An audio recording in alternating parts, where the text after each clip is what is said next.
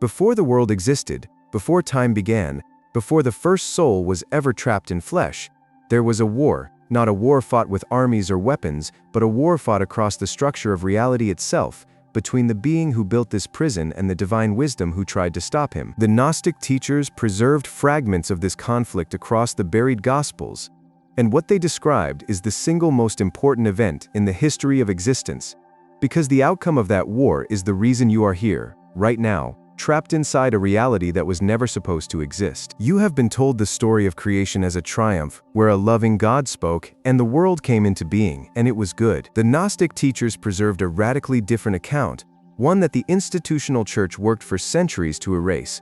In their telling, this world was not the masterpiece of a perfect God, but the battlefield of a cosmic catastrophe, and the central figure of that catastrophe was not a serpent, not a fallen man, and not original sin.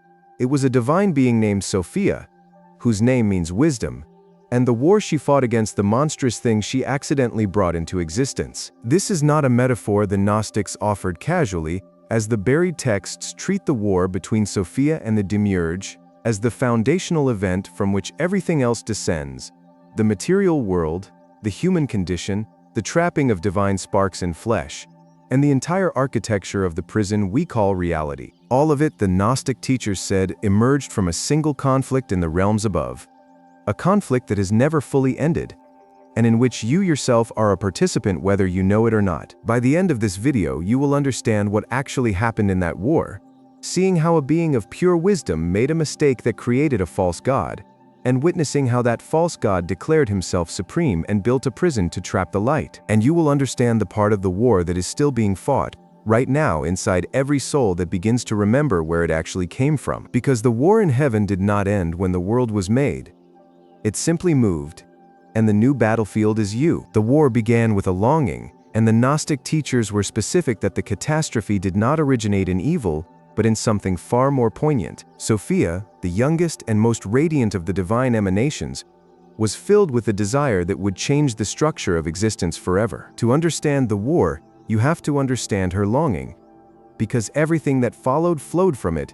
In the realm the Gnostics called the pleroma, the fullness, the true God dwelt beyond all form and limitation. From this infinite source emerged the eons, divine emanations, each one a perfect expression of the divine nature existing in pairs, in harmony, and each balanced by a complementary principle, which was the divine order.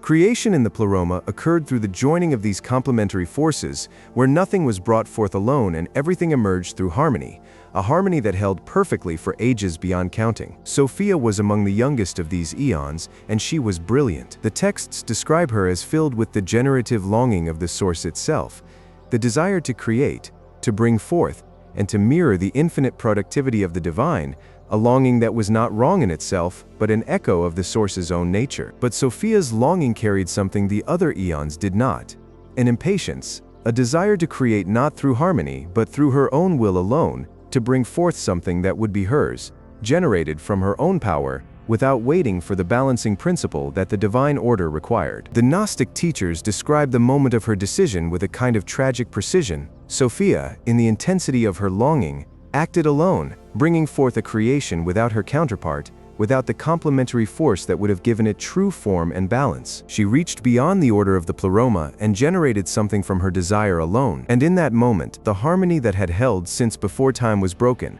not through malice, but through wisdom overreaching itself, through the most beautiful of the eons attempting to do what only the source could do. What emerged from her solitary act was not the radiant being she intended.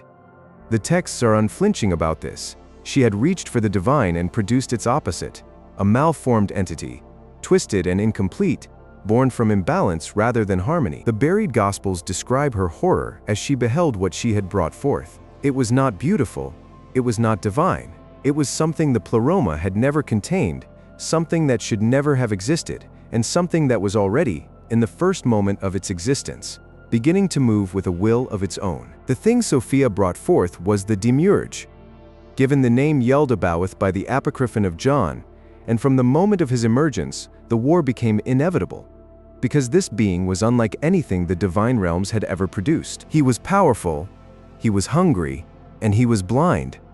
a combination that would prove catastrophic for all of existence. The Gnostic teachers described the Demiurge's blindness as the central feature of his nature.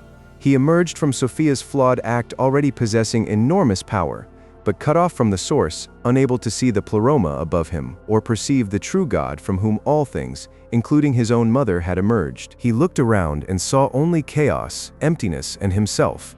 And in that blindness, he reached a conclusion that would become the founding lie of the entire material world.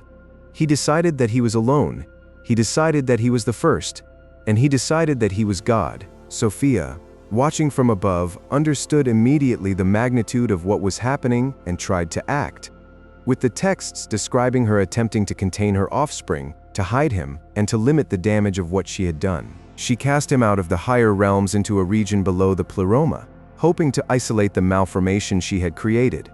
But the Demiurge took the power he had inherited from her and began to do something she had not anticipated. He began to build. From the chaos around him, the Demiurge started to organize a realm, a structured creation, and a counterfeit of the pleroma he could not see, but whose patterns were somehow embedded in the power he had stolen from his mother. He shaped matter, established order, created a domain that he could rule, and to govern it, he generated subordinate powers, the archons, drawing them out of himself as distorted reflections of the divine emanations above. Where the pleroma had eons of light, the Demiurge produced archons of limitation, and where the true realm had harmony, he built hierarchy and control. And then the Demiurge made his declaration, preserved in the Gnostic texts as one of the most significant moments in the entire cosmic drama.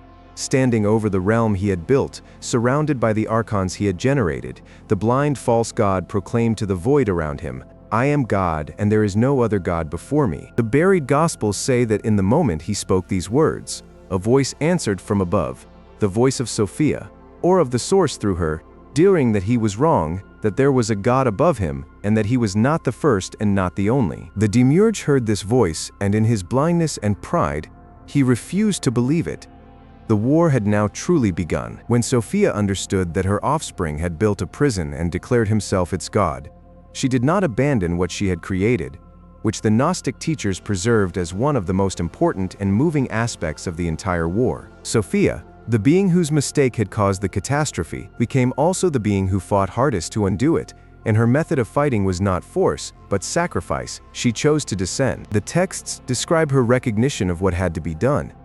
The Demiurge had stolen power from her, the divine light of the pleroma, and used it to animate his counterfeit creation, leaving this light scattered throughout the material realm, trapped within the structures the Demiurge had built. If the prison was ever to be undone, that light had to be recovered, and the only way to recover it was for Sophia, or an aspect of her, to enter the very prison she had inadvertently caused, descend into the realm of the Demiurge, and begin the long work of awakening the trapped light from within. This descent was the great counterstroke of the war, as the Demiurge had built a sealed system designed to keep the divine light trapped and unaware, fueling his dominion forever. But Sophia's descent introduced something into that sealed system that the Demiurge had not accounted for. A presence from above. She was a fragment of the true wisdom, moving within the prison, carrying the memory of the pleroma into the very heart of the false creation. The Gnostic teachers said this is why divine wisdom can be found even in the darkest places of the material world, because Sophia carried it there herself, deliberately as an act of war against her own creation. The buried texts describe the cost of this descent as Sophia, in entering the lower realms, took on suffering, experiencing the limitation, the forgetting, and the density of the prison she was infiltrating. Some texts describe an aspect of her becoming trapped herself. A lower Sophia, caught within the very system she descended to undo, awaiting her own eventual redemption, meaning the war was not fought from a position of safety, as Sophia entered the battlefield personally, and bore the consequences of the conflict in her own being. And she did this knowing that the recovery of the light would take ages, that it would be fought soul by soul, awakening by awakening, across the entire span of human history. This is the part of the story the institutional church found most threatening, because it means the divine is not above the struggle, judging from a distance, but is in the struggle, trapped within it, fighting to free itself from inside the prison. And every soul that carries a divine spark is, in the Gnostic understanding, a piece of that descended light, a fragment of Sophia's own being, caught in the Demiurge's creation, waiting to remember what it is, and to rejoin the war on the side of the wisdom that descended to save it. The Demiurge built his prison to be perfect, sealed, and self-sustaining, a realm where trapped light would forget itself forever and fuel his dominion without end. But the Gnostic teachers preserved an account of the one weapon that could undo his entire creation, the weapon he feared above all others.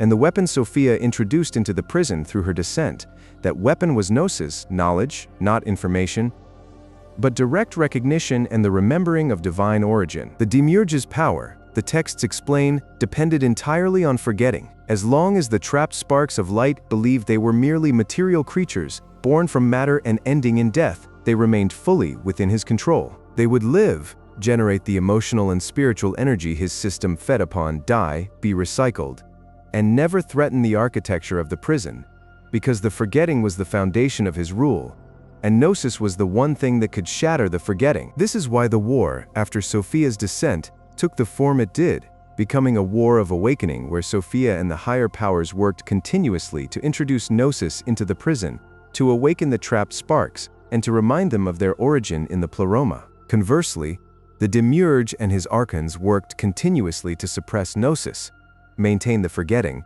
and keep the trapped light asleep and unaware, making every awakening a victory for Sophia and every soul kept asleep a victory for the Demiurge. And this war, the Gnostic teachers insisted, has been raging throughout all of human history beneath the surface of every religion, every philosophy, and every spiritual struggle. The buried texts describe the messengers Sophia and the source sent into the prison to carry gnosis, beings of light who descended, like Sophia herself, into the material realm, bearing the knowledge that could awaken the trapped sparks. The Gnostic teachers saw the figure of Christ in precisely this way, not as a sacrifice to appease an angry God, but as a messenger of gnosis sent into the prison to awaken the light, remind humanity of its true origin, and show the path back to the pleroma. The crucifixion, in this understanding, was the Demiurge's system attempting to destroy the messenger who threatened it most. The Demiurge feared gnosis because gnosis could not be contained the way physical force could be contained.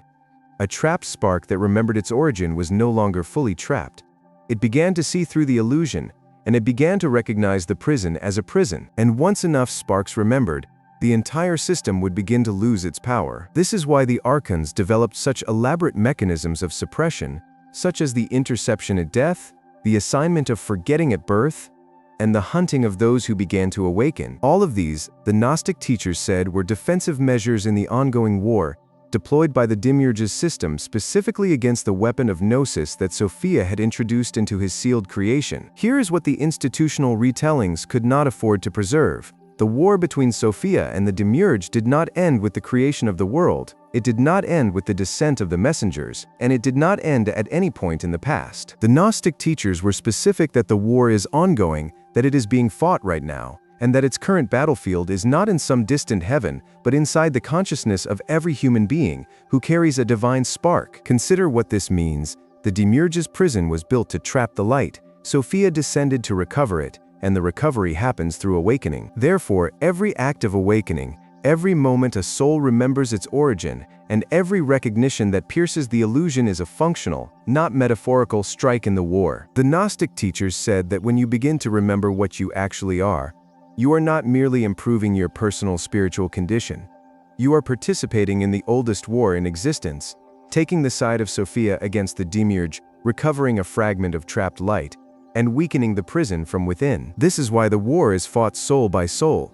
The Demiurge cannot be defeated through a single cosmic battle because his power resides in the cumulative forgetting of countless trapped sparks, and each spark that awakens removes one piece of his power. The war is therefore distributed across all of humanity and across all of history, fought in millions of individual struggles to remember against a system designed to enforce forgetting. Every meditation that produces genuine recognition, every reading of a hidden teaching that activates something deeper, and every moment of seeing through the constructed self are all engagements in the war. The buried texts describe the Demiurge's position in this ongoing war as fundamentally defensive, as he cannot create new light, but can only trap and recycle the light he stole from Sophia. His entire system is oriented toward preventing the recovery of that light, maintaining the forgetting, and suppressing the gnosis that threatens him. He is, in the Gnostic understanding, fighting a losing war slowly across vast spans of time as more and more sparks awaken and rejoin the pleroma. But the war is far from over, and the outcome of each individual battle is genuinely uncertain, because each soul can either awaken or remain asleep, either recovering its light or continuing to fuel the prison. This reframes everything about the human condition. You are not a creature who happens to have spiritual inclinations, but a fragment of divine light descended from the pleroma, trapped in a prison built by a blind false god, and carrying within you the memory of a war that has been fought since before the world began. Your awakening is not a private matter, but a contribution to Sophia's long campaign to recover what was lost. And the Demiurge's system, with all its mechanisms of suppression, is arrayed specifically against your remembering. The war in heaven, the Gnostic teachers insisted, runs directly through the center of your own consciousness. The final teaching the Gnostic tradition preserved about the war in heaven concerns your own role in it, because the war is not ancient history. It is the most immediate reality of your existence. Understanding your place in it changes how you understand everything about your life, your struggles, and the recognition that may be stirring within you even now. The Gnostic teachers said that the divine spark within you is not a passive possession, but a piece of the light Sophia descended to recover, literally a fragment of the war itself embedded in your being, waiting to be activated. As long as it sleeps, it remains the Demiurge's captive, fueling his system through your forgetting, but when it awakens, it rejoins Sophia's campaign, recovering itself from the prison and weakening the false god's dominion by the precise measure of its own liberation. Your awakening is the light recovering itself, meaning you are the battlefield and you are also the prize, which is why the recognition that has perhaps been stirring in you as you followed this account matters more than ordinary information. The buried texts said that a soul who hears the true story of the war and feels something stir in response is a soul whose spark is beginning to remember, not learning new facts but remembering ancient truth. The story of Sophia and the Demiurge is not, in the Gnostic understanding, a story about beings far away and long ago. It is the story of what you are, where you came from, and what is currently happening in the depths of your own consciousness. The practical path the Gnostic teachers offered was the cultivation of Gnosis itself, not belief in the story, but direct recognition of the light within. The story points towards something, but the story is not the destination. The destination is the actual remembering, the moment when the divine spark recognizes itself, when the trapped light sees through the prison and knows its origin in the pleroma. This recognition is the weapon Sophia introduced into the war, available to you in this moment not as a doctrine to accept, but as a recognition to experience, and every time it occurs, even partially or briefly, the war shifts slightly in Sophia's favor. The Demiurge's system will resist this, and the Gnostic teachers were clear that the closer a soul comes to genuine recognition, the more the mechanisms of suppression activate against it. The forgetting will reassert itself, distractions will multiply, false lights will appear, and all the defensive measures of the prison will be deployed to keep the spark asleep. This resistance is not a sign that the awakening is wrong. It is a sign that the awakening is real, that it threatens the system, and that the war is genuinely being fought in the territory of your own consciousness, confirming the stakes. And so the war that began before the world continues in you now. Sophia descended to recover the light.